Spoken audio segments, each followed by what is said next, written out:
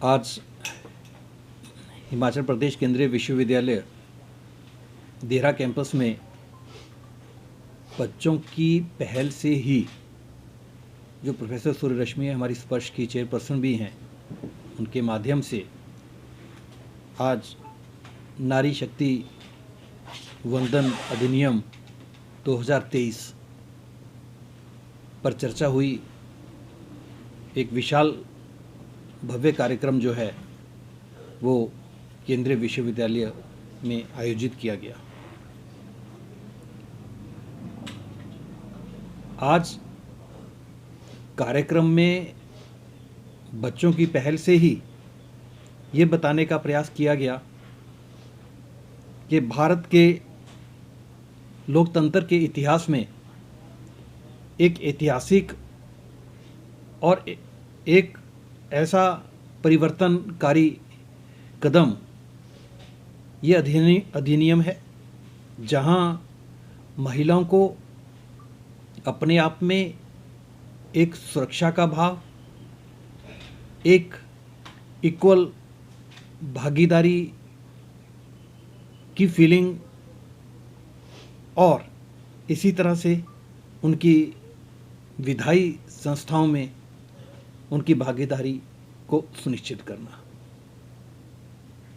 हालांकि जो इसका मेन पर्पस था अधिनियम का वो ये था कि एक तो जो 33% रिजर्वेशन कहते हैं कि महिलाओं को पंचायत से लेकर के लोकसभा तक इतना सुदृढ़ करना, उनकी भागीदारी को सुनिश्चित करना, और उसी को लेकर के जो पहला इसका पर्पस था अधिनियम का वो यही था कि 33% रिजर्वेशन लोकसभा और राज्यसभा में महिलाओं के लिए 1/3 सुनिश्चित की जाए।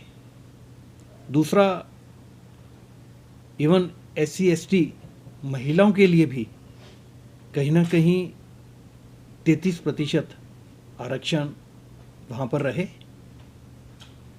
और तीसरा, घुमाव प्रणाली जिसको हम रोस्टर सिस्टम का नाम देते हैं, वो भी आरक्षित सीटों को प्रत्येक निर्वाचन के बाद घुमाया जाएगा ताकि विभिन्न क्षेत्रों में महिलाओं को समान अवसर मिले।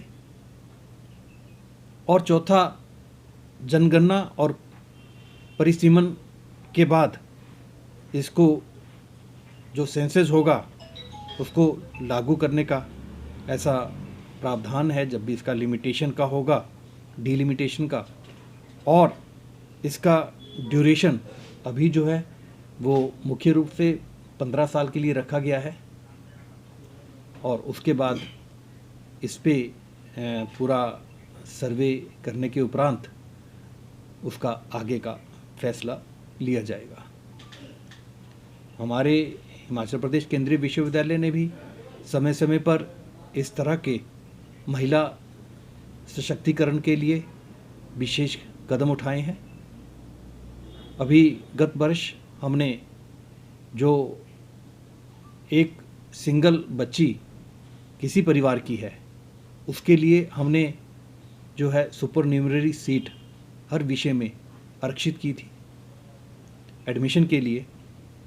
कहते हैं यत्र नारेस्तु पूज्यते रमते तत्र देवता, जहाँ नारी का सम्मान होता है वहीं कहते हैं कि देवताओं का भी वास होता है। और हमारे भारतवर्ष में तो मुझे लगता है कि सर्वप्रथम नारी को ही पूजा जाता है, नारी की ही पूजा होती है। और अगर मैं समझूं, इसके लिए इस अधिनियम को लागू करने से महिलाओं का राजनीतिक सशक्तिकरण तो होगा ही, साथ ही कहीं ना कहीं समावेशी शासन यानी कि इंक्लूसिव गवर्नेंस नीतियाँ अधिक संवेदनशील और संतुलित बनेंगी। सामाजिक बदलाव देखने को मिलेगा, नेतृत्व के अवसर बढ़ेंगे हर लेवल पे। हम चाहते हैं कि महिलाओं का बहुत बड़ा सेक्रीफाइस हमें देखने को मिलता है। आज के परिवेश की अगर मैं बात करता हूँ तो आज हमारी लोकसभा में 543 में से 74 महिलाओं का प्रतिनिधित्व है, यानी कि 13.6% आज की डेट में है। उसी को 33% बढ़ा कर के करने का विचार इस अधिनियम के द्वारा किया गया है। अगर हम विधानसभा की बात करते हैं तो आज के परिवेश में विधानसभा में लगभग वेरी करता है स्टेट टू स्टेट 9 से 18% की रिप्रेजेंटेशन महिलाओं की विधानसभा में है। उसको भी बढ़ा करके हर विधानसभा में 33% करने का प्रावधान है। अगर हम ग्लोबल रैंकिंग की बात करूं तो भारत की ग्लोबल रैंकिंग अभी भी मैं कई कंट्रीज को देख रहा था, उसके मुकाबले में अगर 193 कंट्रीज का हम देखते हैं तो अभी हमारा जो देश है उसकी रैंकिंग 148 है। तो इसका मतलब ये है कि अगर हम बाकी कंट्रीज को देखते हैं, नेबरिंग कंट्रीज को देखते हैं, डेवलप्ड कंट्रीज को देखते हैं, तो वहाँ पर महिलाओं की भागीदारी जो है वो इक्वल रूप से सुनिश्चित की जाती है। व्यवहारिक उदाहरण हमारे सामने है।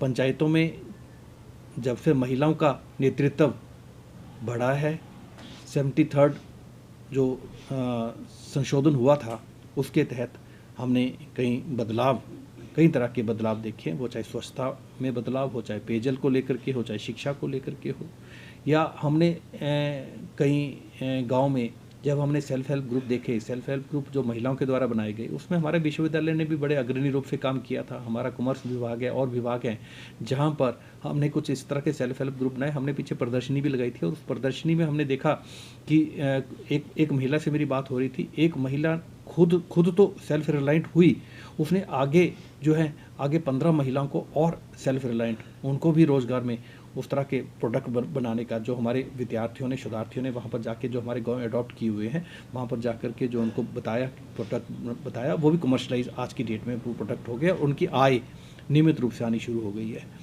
हमने देखा कि मातृ एवं शिशु स्वास्थ्य योजनाओं में जब से महिलाओं ने अपनी भागीदारी सुनिश्चित की है, तब से बहुत बड़ा बदलाव आया है। शिक्षा में सुधार को लेकर के, इवन घरेलू हिंसा और सामाजिक न्याय को लेकर के जहाँ जहाँ महिलाओं की भागीदारी सुनिश्चित हुई है, या मैं कहूँ जो हमारा कहीं ना कहीं शहरी शासन में भी महिलाओं का जो नेतृत्व हुआ है, मैं कई उदाहरण के रूप में देख रहा था पूरे देश भर में और कई स्टेट्स में, चाहे वो पिंक बस सेवा की बात है, या सीसीटीवी की बात है, या स्ट्रीट लाइटिंग की बात है। दिल्ली में अगर हम देखते हैं और बाकी जगह देखते हैं तो बहुत बड़ा सुधार जो है महिलाओं के द्वारा हमें देखने को मिला है। यानी कि कह सकते हैं कि ये नारी शक्ति वंदन अधिनियम 2023 जो है, ये एक बहुत बड़ा बदलाव समाज के लिए और समाज के उत्थान के लिए लाने वाला है। क्योंकि हम यही समझते हैं कि जहाँ जब जो है नारी ने अपना स्थान लिया है और नारी के द्वारा, तो वहाँ उस समाज का उत्थान भी हुआ है।